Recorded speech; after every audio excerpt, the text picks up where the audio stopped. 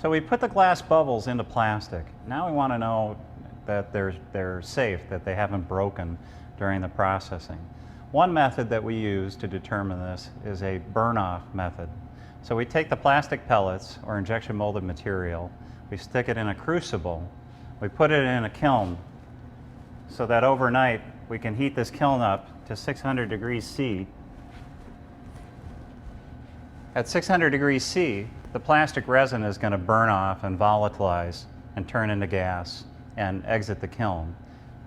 What's left is glass bubble or any other inorganic additive. We can calculate what the theoretical density should be given the ash contains only those inorganic materials.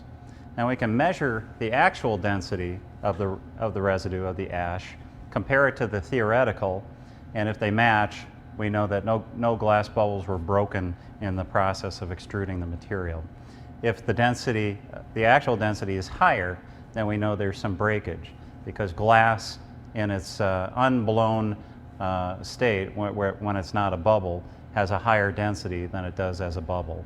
So if we see breakage, we'll see a higher actual density compared to theoretical. So we would take the material out of the kiln.